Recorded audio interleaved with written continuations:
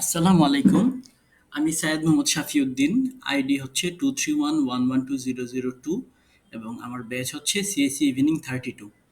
তো এই ভিডিওটি করা হচ্ছে মূলত ডাটাবেজ ম্যানেজমেন্ট সিস্টেমের জন্য একটি ছোট প্রজেক্ট তৈরি করা হয়েছে। সেটি হচ্ছে একটি টুডো অ্যাপ এবং এই টুডো অ্যাপটি তৈরি করা হয়েছে পিএইচপি এবং মাইএসকিউএল দিয়ে। তো এটি হচ্ছে আমার মূলত প্রজেক্টের ওভারভিউ। প্রজেক্টটিতে আমার প্রথমেই একজন ইউজার লগ ইন করতে হবে বা রেজিস্ট্রেশন করতে হবে। এখানে দুটি পেজ আছে, একটি হচ্ছে রেজিস্ট্রেশন, একটি হচ্ছে লগ ইন। যদি কেউ রেজিস্ট্রেশন করা থাকে সে লগ ইন পেজে গিয়ে ডিরেক্ট লগ ইন করে আহ, তার টুডো অ্যাপ ইউজ করতে পারবে। তো প্রথম থেকে দেখাচ্ছি মূলত রেজিস্ট্রেশন কীভাবে করতে হবে। এখানে আমি একটা ইউজার নেম দিব, একটি ইমেল দিব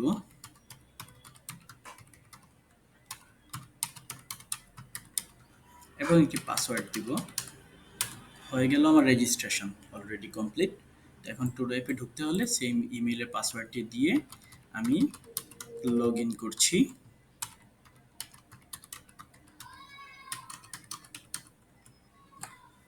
হ্যাঁ, আমার লগ ইন করা হয়ে গেছে এবং আমি আমার টোডো অ্যাপের ভিতরে ঢুকে গেছি। তো এখানে আমি কোনো ডাটা বা টোডো টাস্ক আগে অ্যাড করিনি, যার কারণে আমার একটা ইমপি দেখাচ্ছে। আমি চাইলে এখানে টোডো অ্যাপে আহ, আমার যেই টোডোগুলো আছে আমি সেগুলোকে ইনপুট করতে পারি। সাপোজ আমি একটি লিখলাম, হাই, একটা আমার টোডো অ্যাড হয়ে গেছে।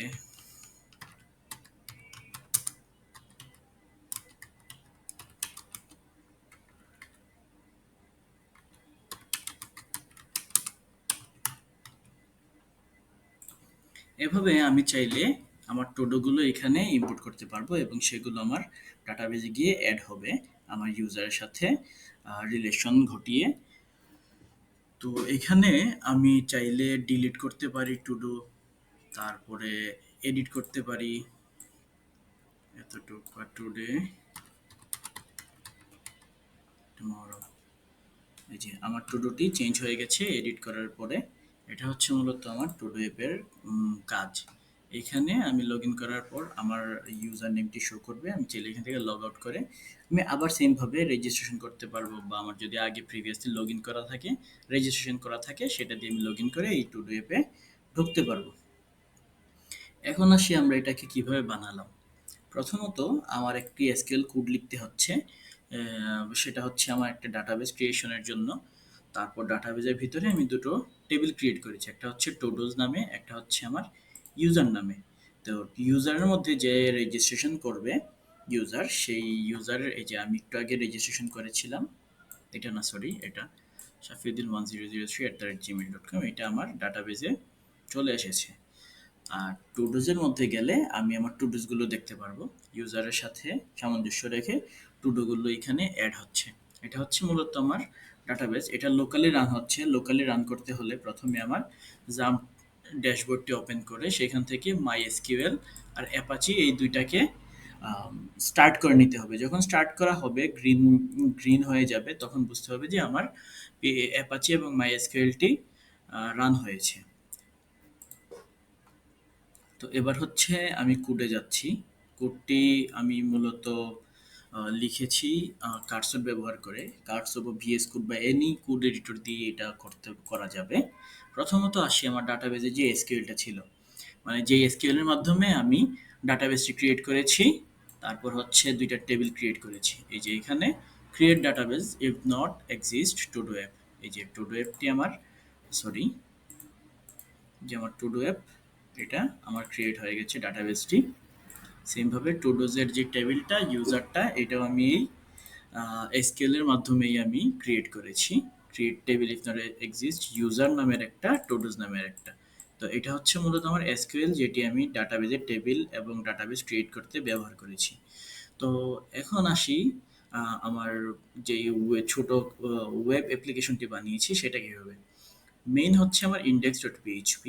যখনই আমি ক্রোমের সার্চ অপশনে গিয়ে আমি লিখব যে লোকাল হোস্ট স্ল্যাশ দিয়ে আমি আমার যেই নামটি ছিল ফোল্ডারের বা আমার অ্যাপের, সেই নামটি দিয়ে আমি সার্চ করলেই আমার ওয়েবসাইটটি চলে আসবে। লাইক,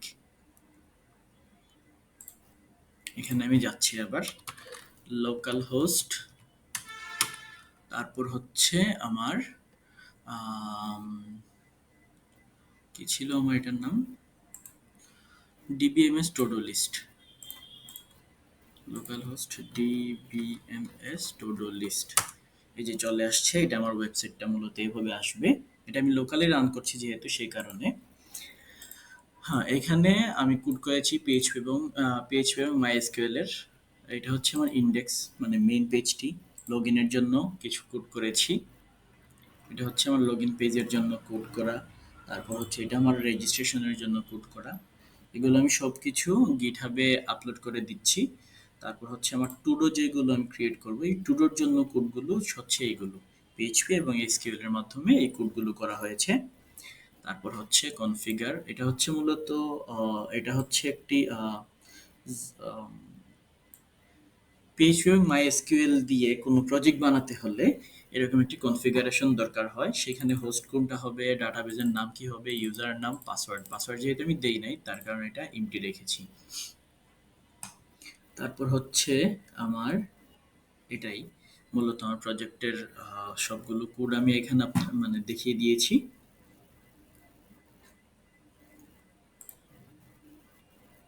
ধন্যবাদ।